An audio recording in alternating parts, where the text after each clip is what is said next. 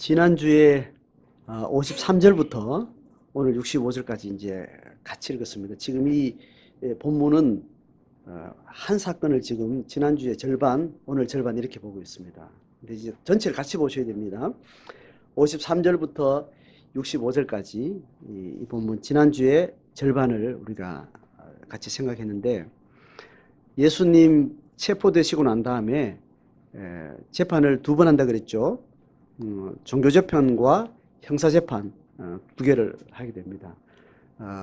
로마 통치하에 이스라엘 민족 그 공동체가 가지고 있는 특성 때문에 그 사회를 지배하는 힘은 두 가지예요. 신앙의 힘과 로마 제국의 권세 힘, 그 두 개가 이스라엘 팔레스타인 지역 전체를 통치하는 겉으로 눈에 보이는 힘이에요. 그래서 로마는 지방자치제의 형식으로 제국을 통치합니다. 그러니까 로마 지배 하에 있는 모든 민족 국가 단위로 그 민족 국가 단위 한 단위들을 세세하게 잘라가지고 동질성 단위로 잘라요. 동질성 단위로 잘라가지고 그 지역의 문화적인, 혈통적, 종교적 그런 특성을 잘 인정해주고 로마의 국권에 군사적, 정치적 권위 아래 다른 저항운동이나 독립운동이 없는 전제하에서 자치를 인정해 주는 겁니다. 그래서 그 통치 단위가 잘 사회가 안정되고 경제적으로 부흥해서 로마 통치에 필요한 국고에 세금을 최대한 많이 낼 수 있도록 그렇게 로마 제국 전체를 통치하는 방식입니다. 그래서 이스라엘 안에는 종교재판이 아주 중요한 재판입니다.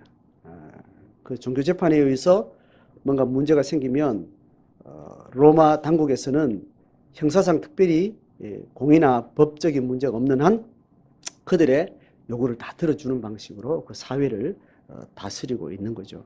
그래서 로마가 파송한 그 집정관, 그 지역 안에 어떤 왕을 세우거나 로마 행정관을 보내서 총독으로 지배를 하거나, 그 사람들은 아주 로마 제국의 필요와 또 그 피지배 그 사회 민족의 리더십을 같이 유지해야 되는 아주 어려운, 좌로나 우로나 치우치지 않아야 되는 그런 이제 어려움들을 안고 있는 겁니다. 로마 통치 입장에서는 그 집정관이 정치적으로, 경제적으로 혼란 없이 잘 통치해야 되고, 또 식민 지배를 받는 그 지역 주민들은 자기들의 문화와 자기들의 전통을 잘 인정해 달라고 억압하지 않고 그렇게 강력하게 요구를 하는 겁니다. 그래서 문제가 일어나게 되면 문제가 일어나는 대로 로마 정권에 책임을 묻게 되는 겁니다. 이제 그런 어려움들을 안고 있어서 결국 본디오 빌라도는 그 사이에서 갈등을 하다가 결국은 예수를 십자가에 처형하는 방식으로 로마의 법 절차를 무시하고 그 종교사회의 종교법의 요구에 편을 들어줍니다. 이제 그런 방식으로 이제 두 가지 법 체계가 일어나는 거죠. 그래서 상위는 항상 로마 법, 로마 행정법이 이제 위가 되겠죠. 사회법에 해당하는 종교법에 지금 재판을 받고 있는 겁니다. 그래서 대제사장이 중심이 된 이스라엘 공동체 안에 공의회라는 것이 있습니다. 공의회, 사내들인이라고 말하는, 우리나라 어떤 그런 구조에서 이야기하자면 국회의원 같은 마을마다 어떤 대표들이 모아져 가지고 수십 명의 공의회가 유지가 돼요. 그래서 로마 법 지배 하에 이스라엘 공동체 안에 종교법을 관장하고 그 사회법을 주장하는 겁니다. 그러니까 이스라엘의 종교법은 곧 사회법과 통합되어 있습니다. 왜냐하면 모세오경에 레위기의 율법이 그 안에 도덕법, 사회법, 종교법 뭐 이런 게 다 같이 포함되어 있습니다. 그러니까 하나님이 이스라엘 백성들을 통해서 다스리려고 하는 신앙의 나라는 인격적, 사회적, 역사적 모든 가치를 신앙의 고백 안에 통합하는 그런 방식입니다. 그건 지금도 신약교회가 그것을 물려받고 하나님의 나라를 우리가 그렇게 누리고 있는 거죠. 그래서 지금 종교법에 지금 재판을 받고 있는 중에 지난주까지 했던 59절까지는 뭘 다뤘는가 하면 예수님이 사역하면서 성전을 모독했다는 이제 이 죄명을 가지고 이제 거짓 고소인들을 불러가지고 그렇게 예수님이 성전에 대해서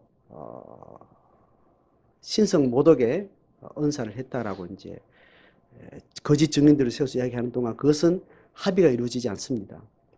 그래서 공의 안에 예수 그리스도의 정죄를 묻거나 혹은 그것을 변론하는 어떤 그런 두 논쟁이 있는 가운데 법은 재판이 진행되지 않습니까? 그래서 예수를 정죄하는 편에서 이런 말로 성전을 모독했다라는 증인들이 나왔을 때 그것이 다 합의가 되지 않습니다.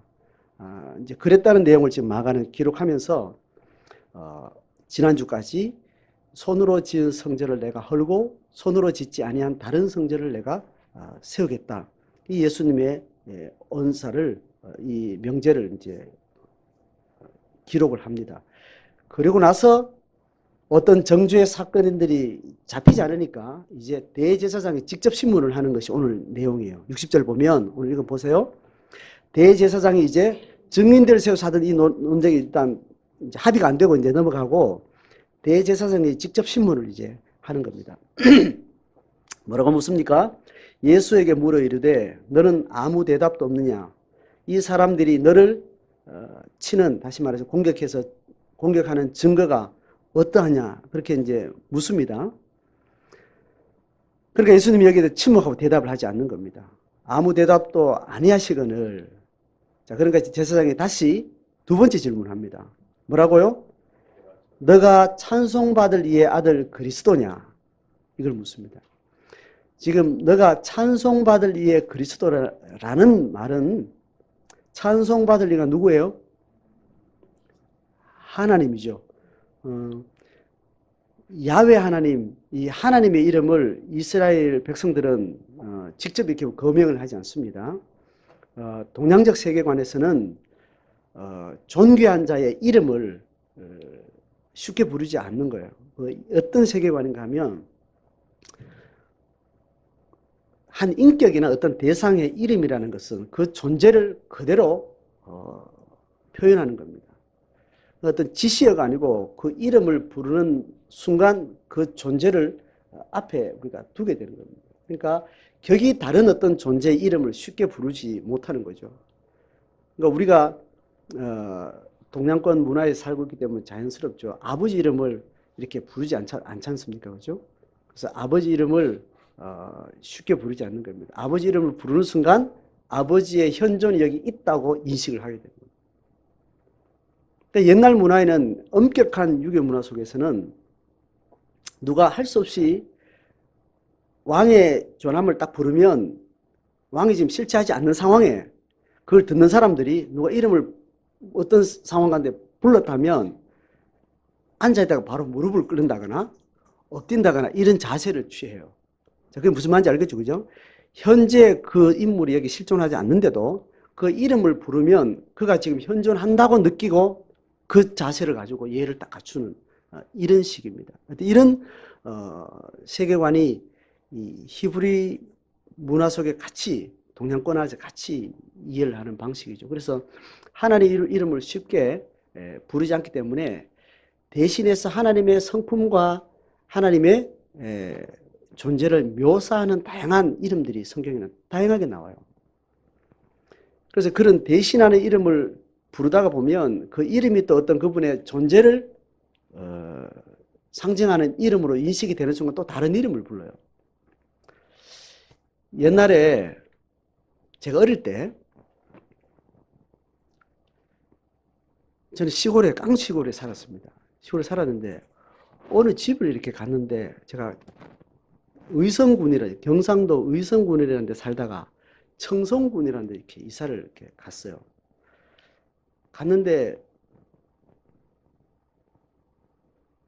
그 동네에 어떤 형이죠. 형 집에 이렇게 갔는데 화장실이라고 그게 적혀 있는 거예요. 제가 그게 저게 뭐지라고 이렇게 생각했어요. 그때 초등학교 4학년 동안 2년 살았는데 아마 4학년 때겠죠, 그죠? 가는데 화장실이라는 말이 이렇게 잘 몰랐어요. 화장실 우리가 쓰는 지금 화장실이잖아요. 그때 깡시골에 화장실이라는 말은 변소를 통시간을 고상하게 말하면 변소라고 말하고 통시간 하면 그냥 늘 이렇게 시골의 통시간이라는 거는 그냥 정말 지저분하잖아요. 그래서 약간 고상하게 부르는 게 아마 변소라고 부르는 약간 한자니까 좀 그렇게 불렀지 싶어요. 그렇게 변소라고 하면 그 변소라는 말이 통시간이라고 부를 때마다 그 이미지가 굉장히 이렇게 유하게 들려서 이제 덜 추하고 우리 밥 먹을 때 이렇게 한자로 된 그런 이야기를 부르면 기분 나빠하잖아요, 그죠? 그 말하는 순간 이렇게 딱 떠올라 버리니까 밥맛 떨어진다 이렇게 이야기하니까 통시간이라 부르지 않고 약간 이렇게 격 있게 부를 때 그걸 부르는 순간 변소라고 부르면 통시간이라고 부를 때보다 훨씬 더 그 지저분한 그 장소가 이렇게 떠오르는 게 좀 이렇게 감해지는 그 느낌이 있죠, 그죠? 그렇게 변소 이렇게 쓰면 이제 어느 날 변소는 옛날에 통시간을 말할 때처럼 그 지저분한 그 변소의 이미지가 똑같이 우리에게 이렇게 자연스러워지는 겁니다. 그때쯤 뭐라고 불러요? 화장실이라고 이렇게 불러주면 화장실은 굉장히 고상하게 당장 변소의 이미지가 확 떠오르지 않으니까 굉장히 이렇게 말하는데 이렇게 좀 격이 있게 느껴지는 거죠. 그러다가 이제 화장실이라는 건 나중에 익숙해지면 나중에 뭐가 돼요? 어느 날 WC라고 이렇게 적는 게 기분이에요. 그렇게 화장실하고 딱 보는 순간 화장실 이미지가 딱 떠오르는 WC는 그거를 우회해서 말한 것처럼 이렇게 들려서 약간 이렇게 이미지가 좀 덜 이렇게 격하게 보이는 거죠.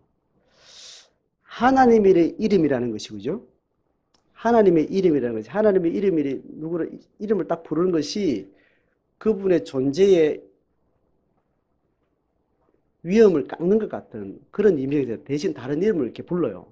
부르다 보면 꼭 그게 하나님의 실존, 그분의 인격 것을 바로 딱 내뱉는 것처럼 무례하게 또 느껴져서 또 다른 이름을 이렇게 부르는 거죠. 그래서 이름다운 것들이 자꾸 바뀌다가 일반 상식선에서 부르는 형용사 어를 써서 부르면 그분의 이름을 부르는 그 존엄을 훼손하는 것 같은 그런 느낌이 덜 드는 방식으로 이렇게 언어를 이렇게 쓰게 되는 겁니다. 그러니까 엘 샤다이 뭐 이런 이름이 그냥 엘이라 하다가 엘 샤다이라고 이렇게 또 전쟁의 하나님, 치료의 하나님 이래가지고 하나님의 이름을 그냥 붙이지 않고 치료의 주님, 전쟁의 주님 이렇게 하나님의 이름을 다양한 방식으로 이렇게 표현을 해요. 그분의 성품과 사역 때문에 그렇게 그 언어가 나오기도 했지만 그분을 부르는 이름 자체를 다른 방식으로 우회해서 부르는 방식이 이렇게 많이 발전돼 나온 겁니다. 그렇게 하다가 전쟁의 하나님 엘샤다이, 뭘 붙여가지고 하다가 그 자체도 또 그분의 존재에 대해서 좀 이렇게 어려우니까 이런 식의 찬송받으실 리 이렇게 이제 표현을 아주 일반선에서 쓰는 형용 어구나 단어를 붙여가지고 이렇게 부르게 되는 거죠. 자, 그런 의미에서 찬송받을 이라면 이제 하나님이 되는 겁니다. 그러니까 예수님의 지금 신문 중에 네가 하나님의 아들 그리스도냐 이렇게 묻는 겁니다. 그리스도라는 용어를 늘 잘 쓰죠, 그죠?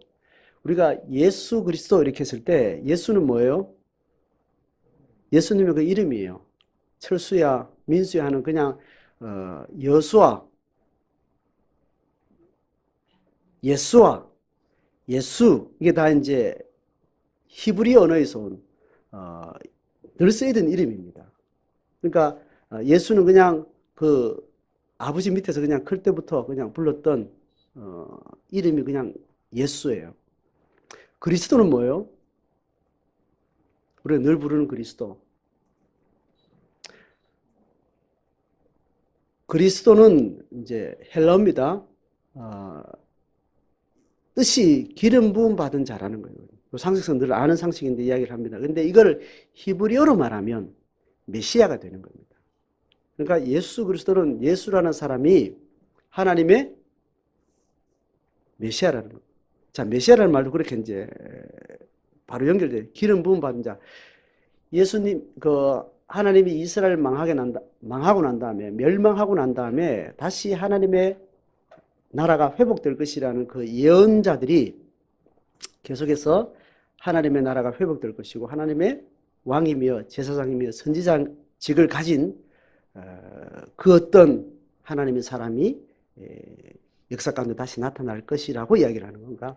왕, 제사장, 선지자 이 세 직이 기름 부음을 받아서 세우는 하나님의 거룩한 직임이기 때문에 그 세 삼종직을 함께 가진 위대한 하나님의 사람이 나올 거는 그 예언이 바로 메시아 사상이잖아요. 그죠? 그래서 그 메시아가 히브리어로 말하면 그대로 그냥 메시아예요. 근데 이것을 헬라어로 말하면 그리스도가 되는 겁니다. 그러니까 지금 이 상황에 예수님을 네가 메시아냐 이렇게 말할 때 이걸 헬라어로 이렇게 불렀던 겁니다. 예수님 지금 메시아로 지금 다들 인식하고 있어요, 안 있어요? 지금 이 당시에 메시아에 대한 거의 확신들이 군중을 통해서 완전히 완벽하게 거의 합의가 된 상태입니다. 그래서 그들이 그리는 메시아의 상이 문제였지 예수 그리스도의 권세와 능력과 그 영감이 메시아에 준하는 어떤 하나님의 예언자로서 거의 공감이 된 상태예요. 그런데 문제는 이들이 메시아를 생각할 때 예언서를 통해서 메시아는 어떠한 분야가 다양한 문학적인 표현을 했기 때문에 그것의 상을 그들이 역사 속에 경험했던 그 상으로 고정을 하고 있었던 겁니다. 그러니까 이스라엘 역사 가운데 기름 부음 받은 자, 제사장과 왕과 선지자의 어떤 직임 중에 가장 능력 있고 가장 화려했던 그 시대가 다윗 시대입니다.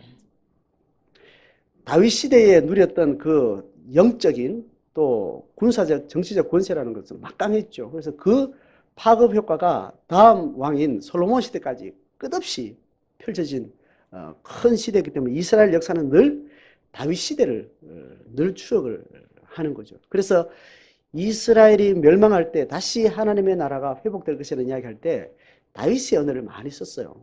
그러니까 이스라엘 백성들도 하나님의 메시아가 오는 그때가 되면 다윗 왕국의 통일 왕국이 이루어지고 그 통일 왕국은 다윗과 솔로몬 시대에 번창했던 그 국가의 권세를 회복할 것이다. 이 상을 가지고 있었던 겁니다. 이제 하나님의 계산하고 상당히 이제 다른 이제 과거 회기적인 다윗 왕권의 시대를 이제 꿈꾸고 있었던 겁니다. 자, 그래서 이제 종교 지도자들도 그런 자들을 기다리고 있었고 그런 메시아 시대가 올 때까지 이스라엘 공동체 영적으로 굉장히 준비가 잘 되도록 영적인 사역들을 감당하고 있었던 겁니다. 문제는 뭐냐면 이 예수가 메시아적인 어떤 그런 능력들이 뭔가 드러나고 군중들은 절대적인 신뢰를 가지고 이렇게 모이는데 종교 기득권자들이 보기에는 그들이 정리해 놓은 이스라엘의 신앙 안에 있는 그 신학이라는 것이 있습니다. 가장 핵심이 뭐냐면 율법 토라가 가르치는 중요한 가르침을 가장 중심에 두고 있는 건데 그게 뭐냐면 안식일, 성전 뭐 이런 신학에 아주 중요한 우선순위를 두고 있는 겁니다. 그러니까 안식일을 완성하러 오신 주님께서 기존에 있던 안식일의 모든 규범들을 철폐하고 무시하고 이제 뒤집는 어떤 그런 일들을 계속하는 겁니다. 이스라엘 백성들은 안식일이 더 안식일로 더 고정되어지고 성전이 성전으로 더 권위가 세워지는 그런 하나님 나라를 꿈꾸고 있었는데 예수라는 사람이 메시아적인 어떤 능력을 가지고 있고 그런 영감은 충분히 느껴지는데 기존의 신학을 완전히 망가뜨리는 그러니까 메시아가 와서는 이걸 더 견고하게 해야 될 것이니 이걸 다 회파시키는 신학의 어떤 혼돈 상태가 오기 때문에 저거는 이단하구나라고 결정을 하게 됩니다. 그래서 군중들은 순수한 마음에 그렇게 이제 따라가는데 이 종교 지도자들은 이 신학에 딱 매여 있었고 그것을 지켜야 된다는 그런 사명감이 강력했기 때문에 이 예수는 메시아적인 능력은 보이지만 결국은 그들이 믿는 신앙을 회파시키고 혼돈케 하는 이단아라고 이렇게 결정을 심중히 했던 겁니다. 자, 그런 과정 가운데 지금 예수를 죽여야 됐다고 이제 거의 이제 결심을 하고 이 재판을 지금 하는 것 아니겠어요? 그러니까 찬송받을 이의 아들 그리스도냐 이렇게 이제 네가 메시아냐라고 이렇게 묻는 겁니다. 이제 이걸로 이제 다른 이제 죄목을 찾으려고 지금 물었는데, 자, 여기서 이제 예수님이 대답을 하는 거죠. 보세요. 62절에 같이 읽어봅니다. 직접 합본만 시작. 내가 그니라 인자가 권능자의 우편에 앉는 것과 하늘 구름을 타고 오는 것을 너희가 보리라 하시니.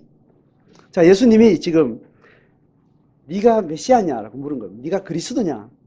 하나님의 아들. 지금 여기서 아들은 신의 아들의 신성을 가진 아들이 아니라 하나님의 대리자, 뭐 사랑하는 자 이런 의미의 이제 아들로 이제 표현하는 겁니다. 네가 메시아냐 그렇게 이제 물으니까 그동안 침묵했던 예수님이 내가 그다라고 해요.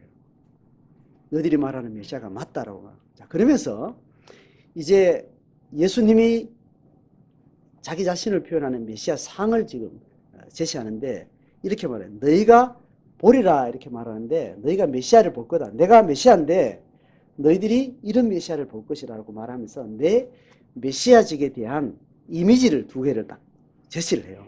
그게 뭡니까? 첫 번째는 인자가 권능자의 우편에 앉는 것. 이게 첫 번째고, 그 다음에 또 뭐 두 번째는 뭐요? 하늘 구름을 타고 오는 것. 이걸 너희들이 보게 될 것이다. 이렇게 표현한 거. 그러니까 메시아라는 말에 예수님 공감을 하고 나서 예수님이 메시아 상을 이제 구약에 예언된 메시아의 이미지를 지금 두 개를 끌고 왔어요. 끌고 왔는데 첫 번째 인자가 권능자의 우편에 앉는 거. 권능자는 누구겠어요? 당연히 하나님이죠. 하나님이 우편에 앉는 거. 이렇게 이제 표현인데 이게 시편 110편 1절에 나오네요. 시편 110편은 다윗의 시입니다. 다윗의 시인데 이렇게 표현되어 있어요. 네가 하나님의 우편에 앉아서 원수들을 너의 발등상을 삼고 왕의 보좌에 앉을 때 발을 넣는 데 이렇게 조그만 이렇게 나무 토막 하나 있어요. 나무 토막 같은 거. 그 발등상이라고 그럽니다. 그러니까 왕이 발로 이렇게 밟는, 그러니까 원수를 발등상을 삼기까지, 그러니까 왕의 권위가 탁월해 가지고 원수들을 완전히 짓밟는 그런 권세를 이제 표현하는 겁니다. 그래서 그 표현이 바로 하나님의 보좌 우편에 앉은, 그러니까 하나님의 대리 통치를 하고 있는 이스라엘의 왕권이 하나님의 보좌 우편에 있는 그 권세를 가지고 있다는 이제 표현이 되는 겁니다. 그러니까 그 다윗의 왕권을 하나님으로부터 위임받았다라는 어떤 시를 다윗의 시편을 통해서 표현된 거죠. 자, 이거는 다윗의 왕권을 다시 회복할 것이라는 메시아 이미지하고 연결이 돼야 안 돼요? 연결되죠. 다윗 시대에 다윗의 왕권이 하나님으로부터 어떻게 위임받았는가를 표현하는 언어가 하나님 보좌 우편에 앉아서 하나님의 왕권을 실행하는 자로서 다윗의 왕권을 표현한 거니까 그 맞는 거예요. 그리고 지금 예수님 당시에 이스라엘 백성들도 어느 나라를 꿈꾸고 있는 거예요. 메시아가 오면. 다윗 시대에 이스라엘의 신앙국가를 그림 그리고 있기 때문에 이게 문제가 없는 겁니다. 자, 그래서 이 메시아 사역은 다윗 왕권의 통치주로서 왕권을 수행할 것에 대한 이미지를 예수님 이야기를 한 겁니다. 자, 이 문제는 별 문제가 안 됩니다. 두 번째는 뭐냐 하면, 두 번째는 뭐예요? 하늘 구름을 타고 오시는 것. 이게 뭐냐 하면, 이게 다니엘 7장 13절의 본문에서 따온 이야기입니다. 문제는 지금 우리하고 지금 이 당시 예수님 말을 듣고 있는 유대 지도자들하고 우리하고 다른 걸 뭐냐면, 여기서 이 당시에 하늘 구름을 타고 온다라는 표현, 하늘에 구름을 타고 온다라는 이 표현은 신을 묘사할 때 썼던 언어였다는 겁니다. 저도 잘 모릅니다. 이 성경을 연구하는 자들이 이 당시에 이 유대교 안에서 신의 형상을 표현할 때 하늘 구름을 타고 하늘 구름을 탔다, 구름 타고 오신다, 이런 표현들로 신을 묘사를 했다는 거예요. 자, 그러니까 지금 다니엘 7장 13절에 본문을 끌어다가 나는 메시아인데 내가 다윗 왕권을 수행할 것이고 하늘 구름을 타고 왔다라는 말은 이게 무슨 말이에요? 두 번째 말은 무슨 말인 거예요? 그러면 내가 신이라는 거예요. 여기서 이제 문제가 생기는 거예요. 지금 이스라엘 백성들이 메시아를 생각할 때 신이 아니에요. 메시아가 완벽한 메시아로 다시 온다 할 때는 과거에 누구하고 동질이에요? 다윗과 동질입니다. 다윗은 신이요? 사람이요? 사람인 겁니다. 목숨처럼 여기는 신성과 신학의 정점에 두고 그 모든 이스라엘 역사가 이루어지는데 그들이 기대하는 메시아는 절대적으로 인간이지 아무리 탁월해도 신은 아닌 겁니다. 그렇게 철떡같이 메시아는 인간의 한계 속에서 하나님의 통치와 하나님의 역사를 위임받은 자인데 그렇게 자기가 메시아를 하더라도 자기가 하늘 구름을 타고 오는 것을 본 것은 자기가 그렇다는 이야기잖아요. 여기에 이제 사람들이 신학적으로 완전히 이제 딱 이제 반응을 하게 되는데 바로 어떤 반응이에요? 보세요. 63절에 대제사장이 자기 옷을 찢으며 이르되 우리가 어찌 더 증인을 요구하리요. 성전 신학을 잘못 가르쳤다는 이 증인들은 어떤 식으로 합의가 안 됐어요.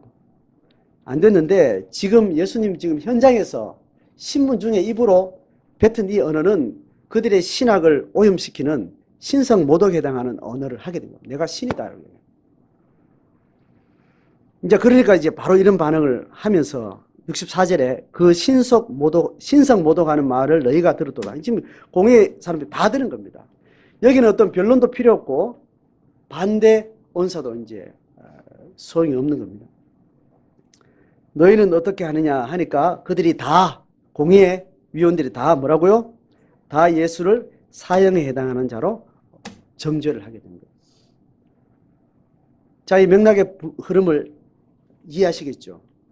근데 사실은 위에 지난주 봤던 성전을 헐고 이제 이것도 신성 모독에 해당하는데 증인들이 거짓 증인들이어서 예수를 변론하는 자들에 의해서 그 증인의 타당한 사실성이 합당하지 않았기 때문에 결국은 합의가 안 된 건데 사실은 예수님이 이 말을 했고 예수님 스스로 입에 담지는 이 현장에 담지는 않았지만 이거는 분명한 메시아 사역 가운데 중요한 사역이 되는 거죠. 자, 오늘 이 대제사장의 신문을 통해서 예수님이 이 두 가지를 내뱉은 건 신학적으로 아주 중요한 이야기입니다. 신약 교회에서도 초대교회 이후의 모든 신약 교회에서 아주 중요한 메시아 사역 두 가지예요. 첫 번째, 다윗 왕권을 이미지화해서 이야기는 왕권에 대한 이야기는 하나님이 이스라엘 백성들을 통해서 회복하려고 하는 하나님의 중요한 어떤 사역인데 이 사역이 결국은 아담이 창조되고 나서 하나님이 아담을 통해서 피조세계 전체를 통치 관리할 수 있도록 위임한 이 위임이 이스라엘 통해서 다시 회복되는 과정이 있는 겁니다. 그러니까 이스라엘 공동체의 왕권의 통치의 의미라는 것은 하나님이 피조세계 전체를 통치하는 그 회복을 이야기하는 거죠.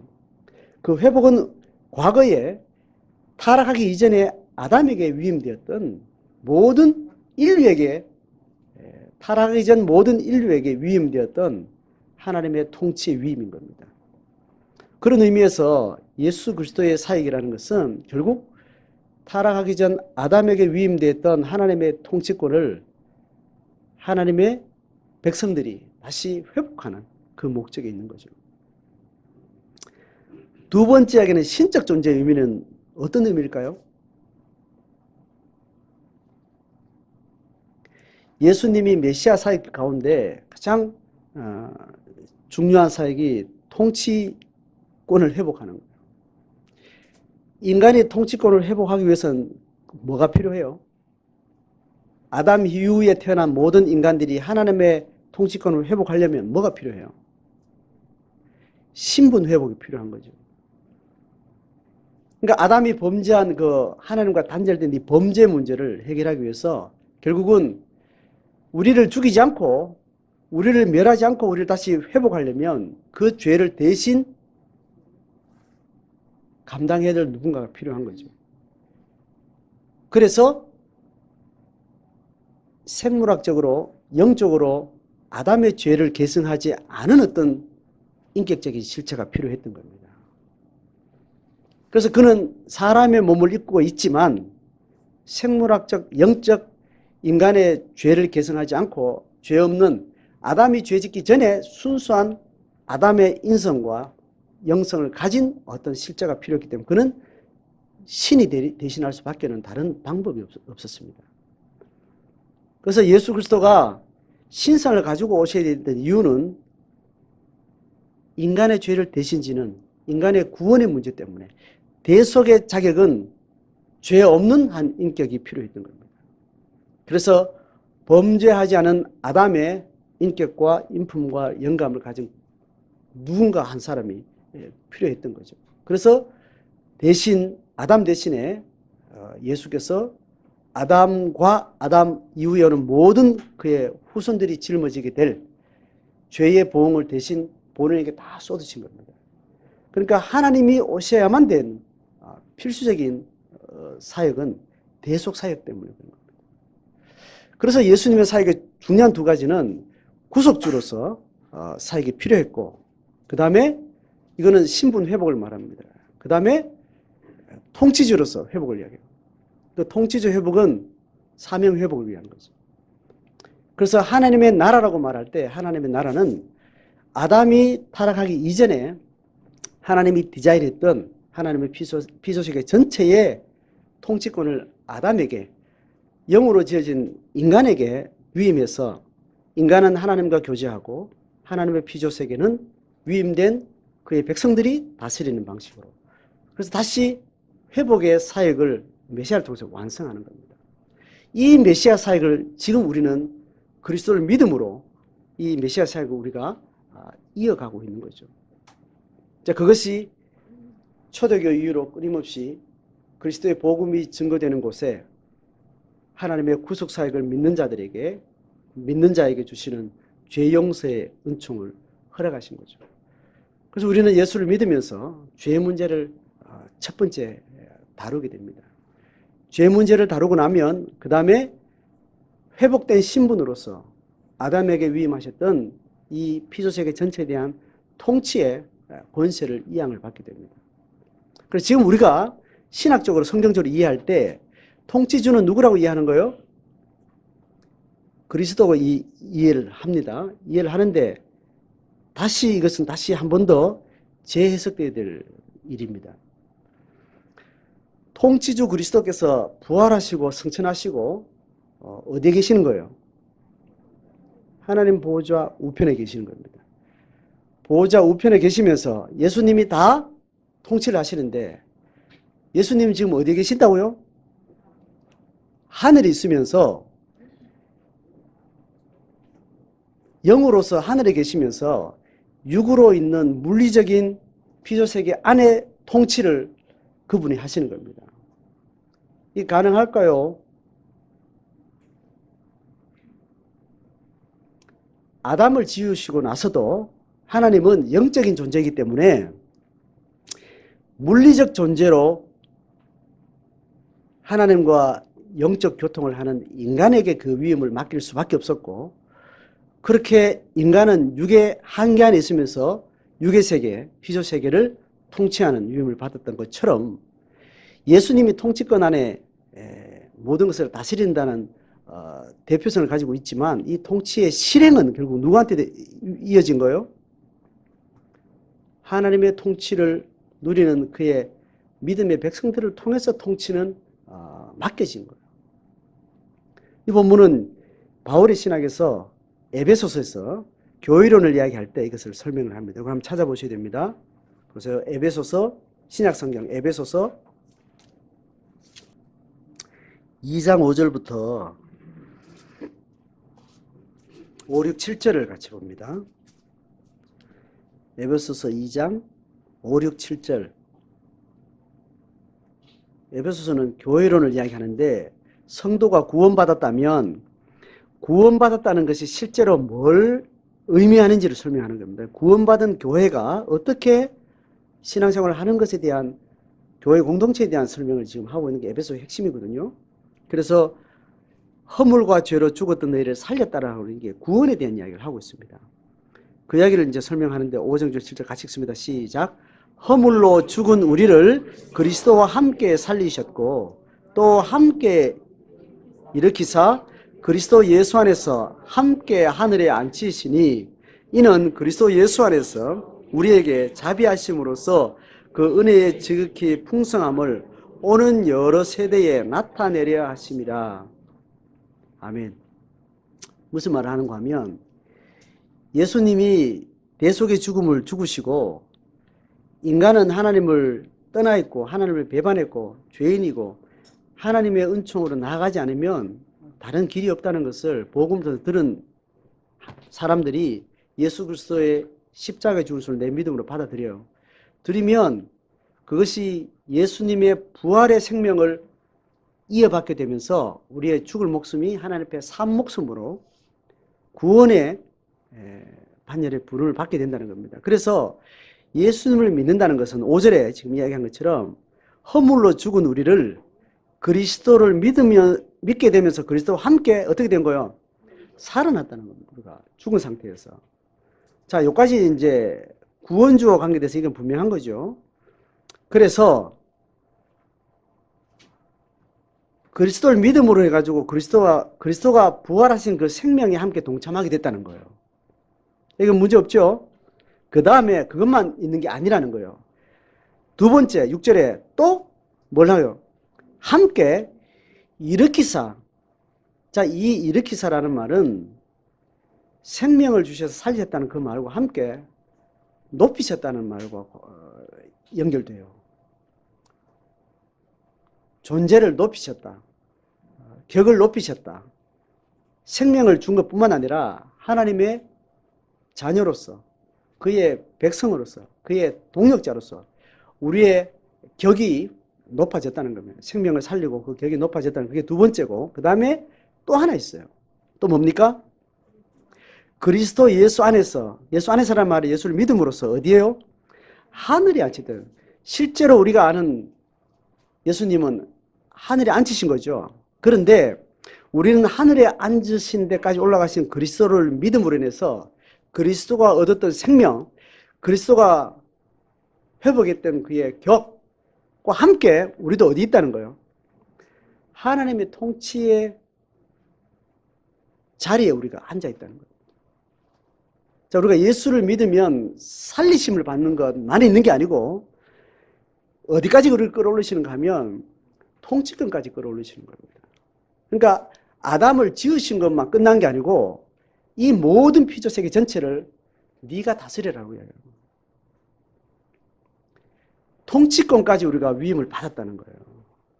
이것이 교회라는 겁니다. 이것이 성도라는 거예요.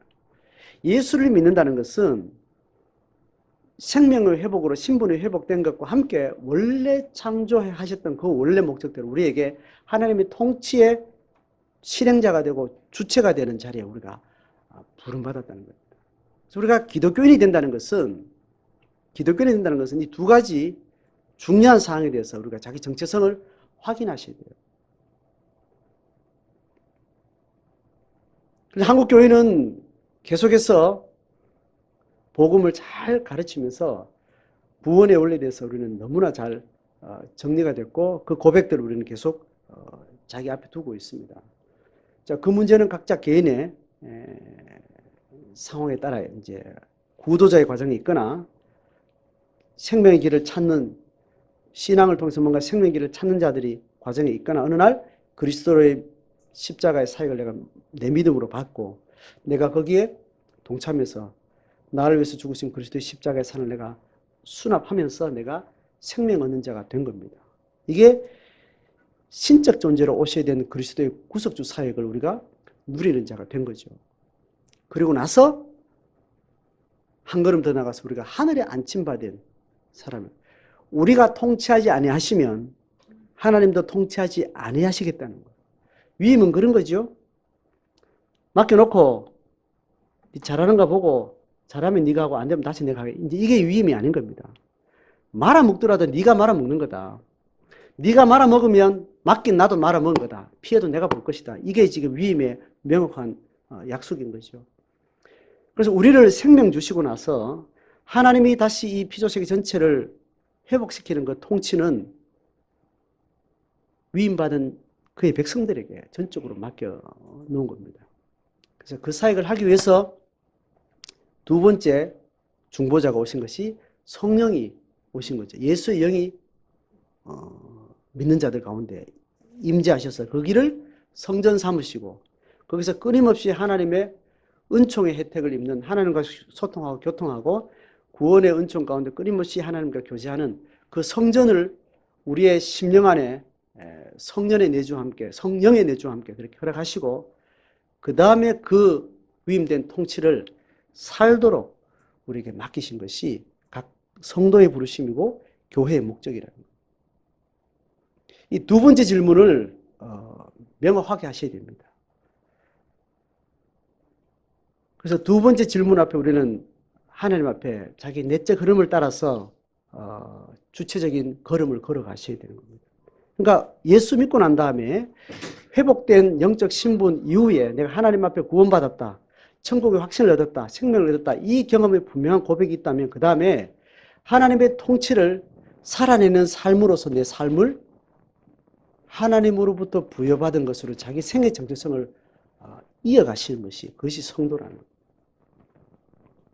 오늘 이 본문을 하면서 여러분 다시 이 질문 앞에 여러분 스스로 지금 정리하시고 답을 하시기 바랍니다. 구원받은 것에 대해서 자기 분명한 고백이 있으시면 오른손을 이렇게 마음으로 드시기 바랍니다. 분명한지. 그 감격이 분명하고 그 고백이 분명하면 자기가 그렇다고 인정을 하시면 돼요. 그 다음에 동시에 혹은 시간을 두고 내가 하나님이 맡긴 이 통치의 위임을 내가 살겠다고 자기 스스로 결정하는 과정이 필요합니다. 근데 여기는 약간의 문제가 있어요. 그게 뭔지를 알아보고 하셔야 돼요. 예수님 가르침 중에 건축을 하는데 건축주와 또 시공주가 이 건축을 어떤 그림으로 어떤 설계대로 지을 것인가 합의가 되고 나면 여기에 대해서 재료나 공정에 따라서 필요한 재정이 어느 정도 확인하고 나서 두 개 합의하지 않냐. 그것처럼 제자가 된다는 것, 신앙을, 하나님의 백성으로 신앙을 살아간다는 것은 예측을 하고 내가 약속을 하는 거다. 이런 표현이 있습니다. 구원주에 대한 분명한 자기 확신이 있고 난 다음에 내가 통치주에 내가 순종하겠다는 그 자기 정체성에 대한 고민들을 하시고 결정을 하셔야 됩니다. 교회는 그것을 위해서 지속적으로 존재하는 거죠. 그래서 내가 어떤 삶을 살든지 하나님이 다스리는 그 삶을 누리고 그 삶을 실행하는 주체로서 내가 하나님 앞에 나머지 삶을 위임받았다고 우리가 고백하는 것이 성도가 자기 정체성이 아주 중요한 핵심 가치가 되는 거죠. 자, 그래서 여러분 가운데 예수 그리스도의 통치대로 내가 살겠습니다. 자, 그럼 이 통치는 성경에 다양하게 이야기하는데 통치는 내가 개체로 존재하지 않고 모든 피조 세계 전체와 내가 연합된 존재로 내가 살겠습니다라는 거예요. 그 말은 내가 만나는 사람, 내가 만나는 사건, 내가 만나는 모든 피조물들에 대해서 그 모든 것이 누구 거라고 인정하는가 하면 그것이 다 누구 거요? 하나님 거라고 인정하는 방식이에요. 맞죠? 하나님이 뭘 이게 좀 잘 다스려 달라 이렇게 말하는 이게 다 내 건데 이게 다 내 건데 내가 잘 관리하고 싶은데 해도 되겠지만 이걸 네가 대신 다 실어다오 이거잖아요. 니도 내 거고 이 모든 것이 내 거다. 그러니까 니하고 너 외에 너 자아를 중심으로 다 모든 타자도 니하고 같은 동질이야. 싸우지 말고 사이좋게 차등 두지 말고 다 아비 같은 마음으로 그렇게 네가 대다오 이야기잖아요. 내가 어릴 때 클 때 우리 어머님의 분노를 가지고 내 동생을 집에 팬 적이 있어요. 고등학교 때인데 제 동생은 시골에서 부모님과 같이 살고 나는 도시에서 자취 생활을 했는데 어머니가 하루는 와가지고 얘가 고등학교 2학년쯤 됐는데 나는 이제 5살 위니까 뭐 한참 컸죠. 아이고 강원아 야야 내가 자 때문에 속 터져 죽겠다. 속을 어지간히 썩게 말이지 하면서 이제 막 속 썩인 일들을 막 이야기하는데 밤 되면 나가서 놀다가 그 다음날 오고 뭐 이렇게 하는 거예요.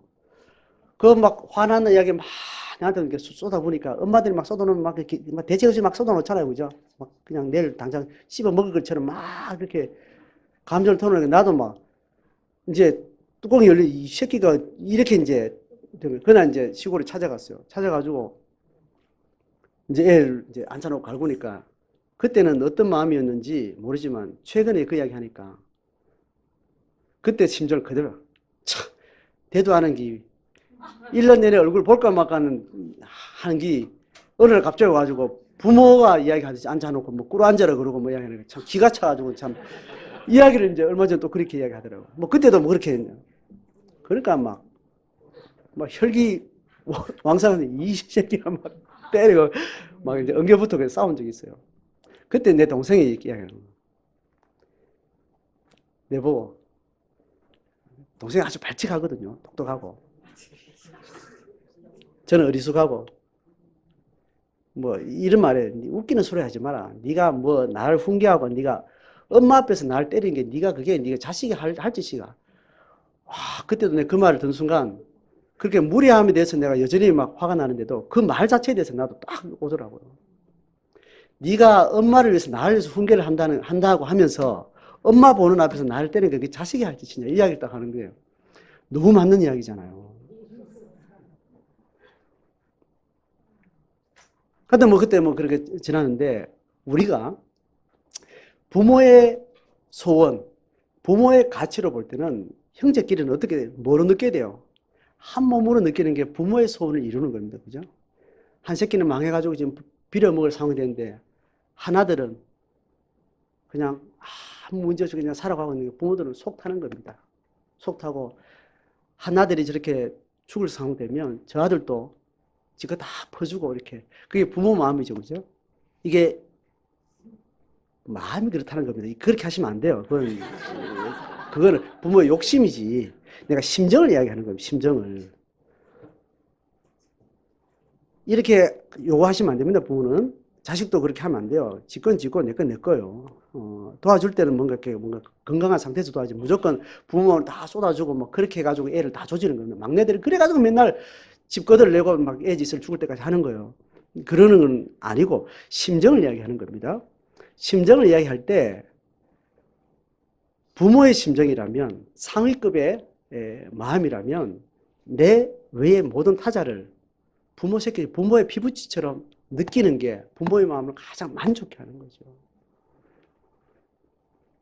그러니까 우리가 하나님의 통치의 위임을 받았다는 것은 인간뿐 아니라 믿는 사람뿐 아니라 믿지 않는 사람까지 뭐 그건 말할 것도 없고 그리고 지어진 모든 피조세계 전체 자연 만물에 대해서 역사에 대해서 하나님이 다스리기를 원하는 그 마음으로 그것을 상대할 마음을 가지셔야 된다는 거예요. 이게 가장 핵심입니다. 불신자들이 타 종교들이 기독교의 위대함, 종교의 머리를 숙이는 것은 이 가르침에 있는 거예요. 내가 기독교를 되게 원수를 맺고 기독교가 나를 죽이려고 해서 원수 맺은 사건이 있다 하더라도 기독교에서 가르치는 그 신이 모든 사람을 자기 피부치처럼 그렇게 품었다라는 그 절대 가르침 앞에 기독교라는 신앙과 종교를 자기가 받아들인지도 안 받아들여야 그 신앙을 가진 사람들의 행태가 어떠하든지 그 종교에 대해서 존엄을 표시하는 거죠.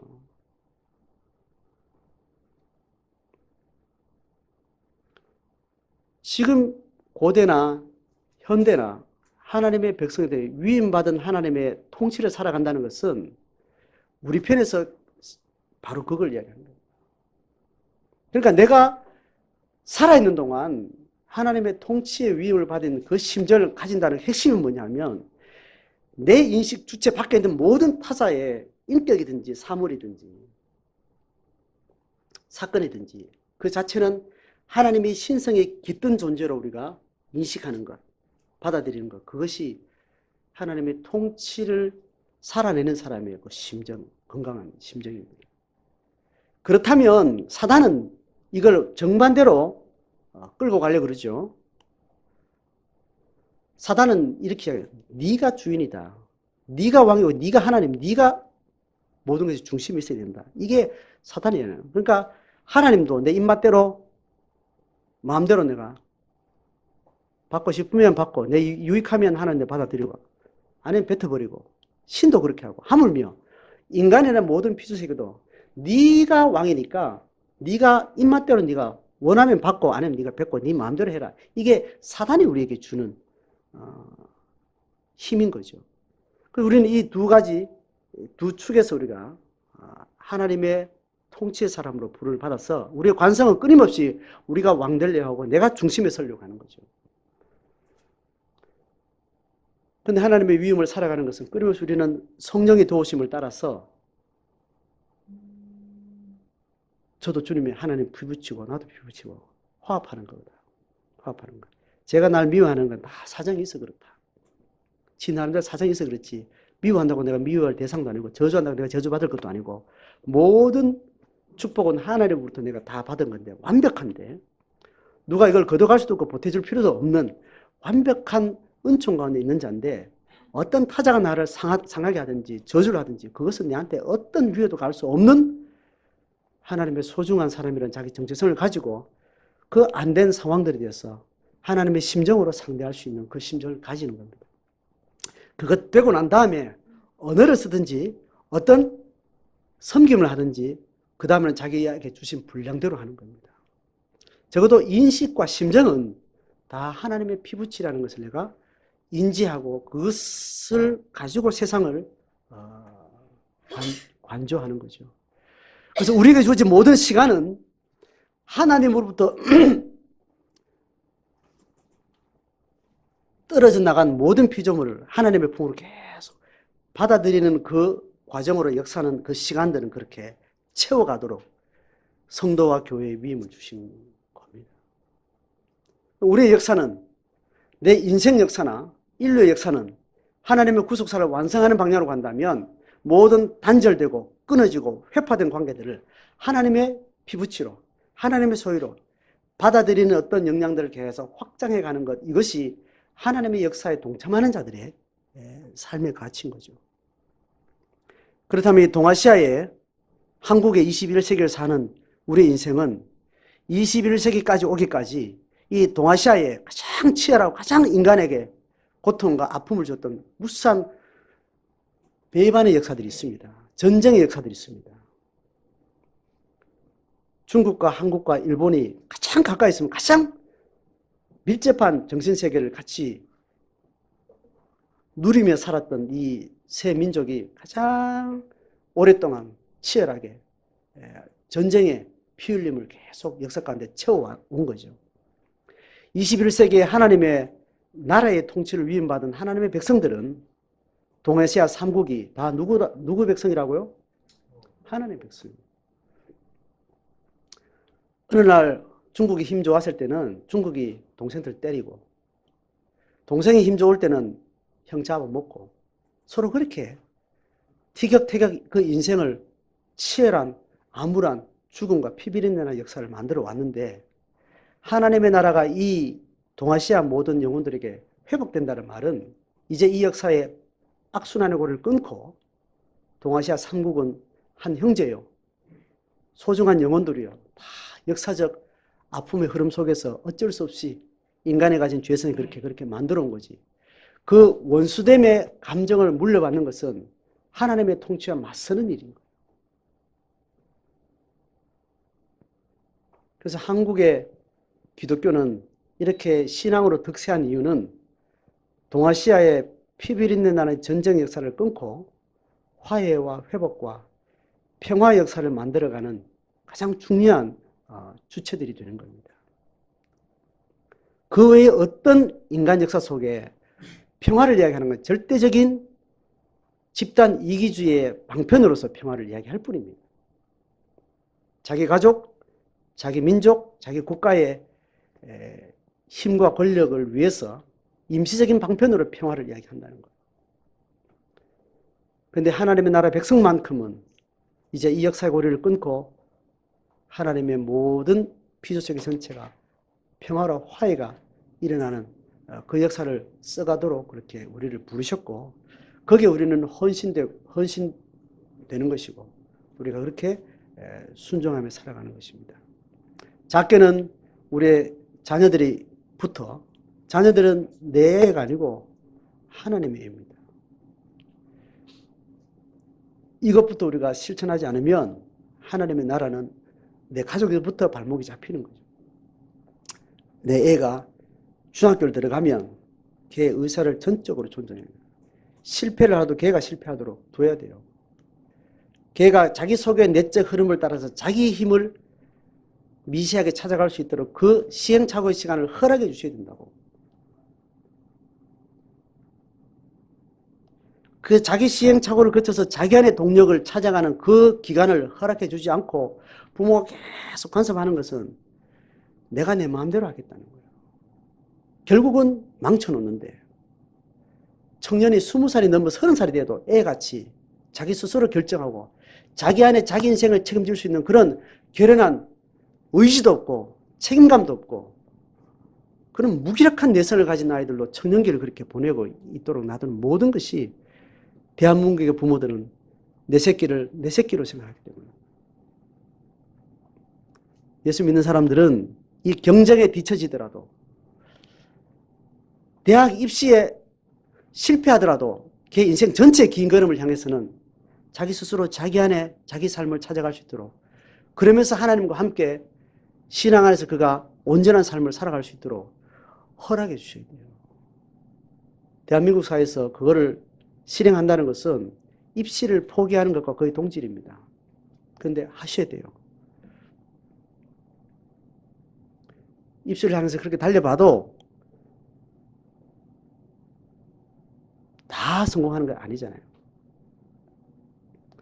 제가 자녀 교육을 하면서 신앙의 가정들을 보면서 가장 어려운 게 초등학교 졸업하고 중학교 그 어간에 아이를 끊임없이 통제하는 부모의 열심이에요. 사랑을 가장한 부모의 그 엄격함, 헌신, 그것이 아이의 생애에 하나님의 백성으로 자랄 수 있는 그 시간들을 다 잡아먹는 것입니다.